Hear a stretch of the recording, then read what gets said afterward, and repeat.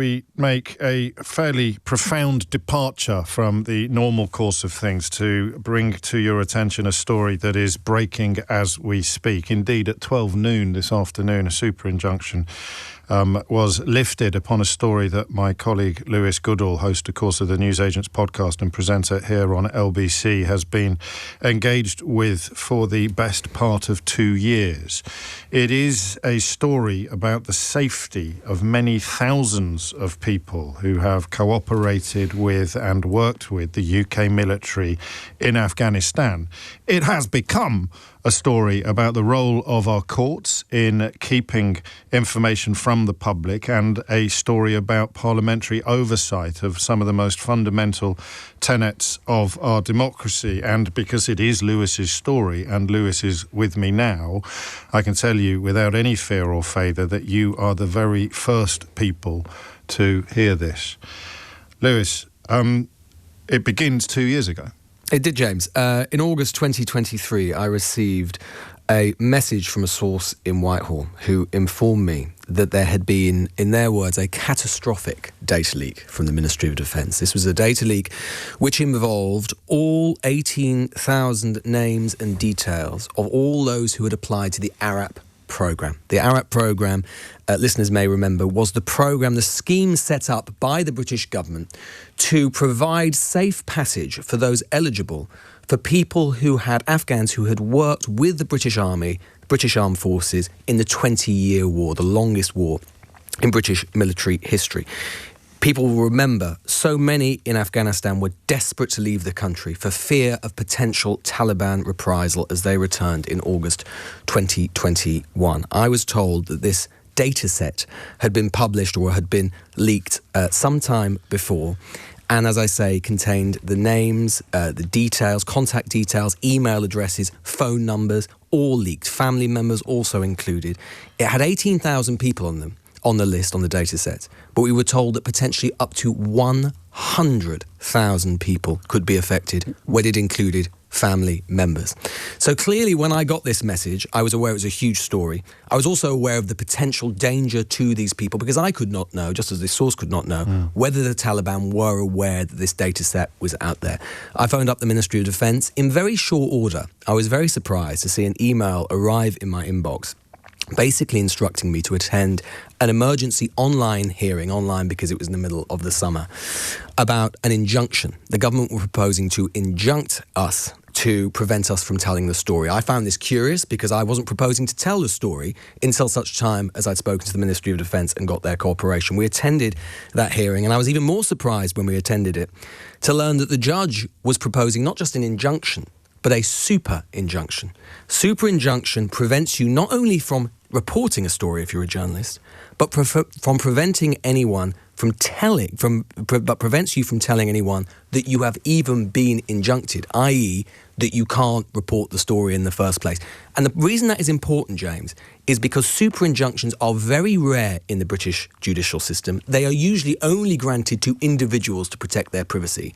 It had never, in British legal history, been granted to a government to obscure or hide a story which was clearly in the public interest. In court, this was described as constitutionally unprecedented. Now, at the time, the government was saying this is just for 3 or 4 months. Let us get our ducks in a row. Let's get people out. Let's see if the Taliban know about it. Give us time. Although did you have any sympathy with that position? I did have some sympathy with it. I was concerned about the potential limitation to press freedom and expression. I was aware of how constitutionally novel this would be, but I could see the argument that this was a very unusual set of circumstances. I mean, technically, you wouldn't be able to tell your own editor about what you were No, indeed not. Once the superinjunction had kicked in. It's an overused phrase, but this is the real deal. Under threat of prison. Yeah. You could not tell anybody about it. But I saw that.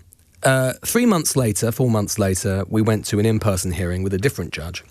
And it became clear at that moment that the government were proposing to change the rules of the game. Because they were no longer in the documents simply saying that this would be time limited. They were no longer saying this was about getting people out. In fact, at that time, they were only proposing to get out 200 principals and about 1,000 people overall, if you include family members. So 1% of the total number of people who were being affected. The government instead says that this is simply about preventing the Taliban from getting access to the data breach. I said to them, at that time we were representing ourselves in court, I said to them, well, hang on a minute, that logic could proceed indefinitely. We might never be able to tell this story. How will we know when the Taliban know about the data set? We can't just phone them up and ask them. And basically the response was, well, we'll know when we know. And that set in process a kind of Kafkaesque process where basically every few months we went to another secret hearing and another secret hearing and another secret hearing after that, waiting for the government to change its mind on a superinjunction, which never, ever happened. And during this time, bear in mind, James, and this is the reason that this is so unusual, it's not just obviously the press that were denied its ability to scrutinise the government and to inform the public about what was happening. Parliament, in a completely unprecedented way, has been denied its ability to scrutinise the executive for a 2-year period. And the reason this matters, James, is not only because the superinjunction was unusual, but for a couple of reasons. One, as I was constantly saying throughout in court, it is entirely possible, probable, indeed I would say very likely, that had Parliament been informed about what was going on, the then government would have been forced to make different decisions about the numbers of people they were allowing in, because there would have been such an outcry about the data breach that it seemed inconceivable to me that there would not at least have been significant pressure within Parliament to pressure the government at the time. But there's another reason as well, because over time, it did become clear that as a result of the court action, the government was proposing to allow more people into the country. The court basically compelled them to reclassify a whole array of people who were suddenly under threat, up to 7,000 people. Now, so this is against the backdrop of the immigration narrative that has dominated public Bear in mind discourse. the context this was going on. Course. This is 2020, late 2023, early 2024. We're getting close to a general election. The Sunak government has at the time put enormous political capital behind the idea of stopping the boats, of reducing the number of asylum seekers. As I was sat there, week after week or month after month in this court, the thing that disturbed me most was the feeling that this wasn't, at this point, I didn't think, about Afghan safety. This was about politics. Right. This was preventing, in my view, this story from getting out there. Not only because it would have been so embarrassing to the government at the time, it would have epitomised their sort of perceived fecklessness at the time, but also, more than that, it would have cut to the core of what the Sunak government at that time was trying to do. It felt to me that they were simply playing for time getting to the general election. And all the time, remember, it wasn't just Parliament that didn't know about this data breach. It wasn't just the British public that didn't know about the data breach. The Afghans involved, the people on the list were not aware that their data had been compromised. And as was repeatedly pointed out in court, including by the judge, there was a strong possibility that actually many of those people on the list, by not being informed, were being put at greater risk, at greater jeopardy, because they could have made different decisions about their own safety. Not for the first time in this case, James. The government was judge, jury and executioner. They set the terms and everybody else had to live with it. You are listening to James O'Brien on LBC. My colleague Lewis Goodall sharing details of a truly remarkable story that he has been engaged with for almost 2 years now. I should add we are live streaming on the LBC app, and I think we're expecting a statement later in the House of Commons from the Secretary of State for Defence, John Healey, which brings me to the next question, given that you've introduced the political context into this conversation, which is you presumably expected a change of approach when the government changed. Indeed so, and it became clear that that wasn't going to happen, at least not immediately. John Healey, I mean, you've got to remember, when there were only a very small number of people, even within government, in the Sunak government at the time, and then when Starmer's government came in, who were informed about the data breach. What John Healey did do was to commission a review by a former civil servant about the evidential basis around the data breach, i.e., was it the case, could we be sure that if the Taliban did get access to this data,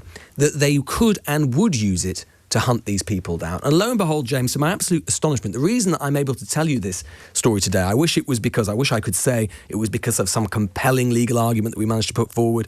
Other media parties joined who were brilliant. We got a brilliant young KC called Jude Bunting who did a great deal to help advance the case. But in truth, the reason, in the end, that I'm able to sit and talk to you about this today and share it with the listeners is because the government itself, via this review, simply decided that all of the things that they'd been telling us for 23 months, i.e. that it would be a extreme lethality if the Taliban got hold of this data set. They basically said that they weren't so convinced that that was the case after all, that the Taliban probably had access to a lot of this information anyway, that in fact they hadn't been conducting systematic killing as far as we know, and although it was a risk, it wasn't probably that much of a risk. In which case, you have to sit there and think, what on earth was that 23-month period about? How were those initial assessments made? How was this change in assessment of the threat basis not made before now? Could it really have been the case? Was that it was justified for Parliament for 23 months not to know about this matter of crucial public importance? And let me explain why, James. Because although I said at the beginning, which was true, initially they were proposing to only relocate, as I say, 200 to 1,000 people. They have now relocated, we know, in possibly the biggest covert operation and movement of people in history, certainly in peacetime. Thousands and thousands of people, potentially at a cost of, the government says, a minimum of £800 million. But we actually saw a court document which suggested the total cost could be up to £7 billion. Consider that, James. £7 billion of public money that Parliament was not able to scrutinise, was not able to ask questions about, was not able to ask the relevant minister how it was being spent and why and what the rationale and basis was. As I say, this was, as the judge in this case himself described, an example, a unique example in our history of our democracy being put into a scrutiny vacuum. In my view, it should never happen again. We'll dig deeper into this, but I wonder if I'm going to take you by surprise now, Lewis Goodall, by telling you how the Daily Mail is reporting what is, by absolutely any measure, your story. Well, to be fair, the Mail were also involved from the very early on. But a secret operation smuggling migrants to Britain is being run by ministers who signed off the projected £7 billion cost, while a superinjunction kept taxpayers and MPs in the dark is quite the sell. Yes, I mean, look, that's the thing with this story, is that in a way, and the reason I've always thought it would be really politically explosive is because there's a lot for every side of politics to get angry about. The left and people, and not just the left, but people who are invested in the Afghanistan story and can see the clear moral debt that politician after politician of governments of all colours have told us we owe these people, can clearly see and be angry about the fact that, let's take the upper estimate of the number of people who may now have come over to the UK as a result of this data breach. It's a minimum of 6,900. It could end up being tens of thousands. Even if it is tens of thousands, that is a relatively small percentage of the overall number of people we know have been put at risk by this data breach, up to 100,000. So that's something for the left or anybody who looks at politics in that way to get angry about. The right will be angry, as the Daily Mail has already alluded to, of the idea of thousands of people coming to the country in secret under a scheme that Parliament had no right or no ability to scrutinise at enormous cost. How equally is the burden spread then? I mean, are we suggesting that the current government is as culpable or complicit in this, what the Daily Mail choose to describe as a scheme, as the government of Rishi Sunak, who actually instituted the idea? Well, I mean, is there any defence of review, saying we were waiting for the review to be completed before we decided what to do? Well, I think there is, and my understanding is that John Healey is going to say that this entire story has made him very uncomfortable. He's going to tell Parliament that one of the reasons that he has decided to discharge this is not that all risk has dissipated, but that the balance of risk has shifted, not least because of Parliament's ability to scrutinise the executive, its right to scrutinise the executive being suppressed in this way, as well as press freedom.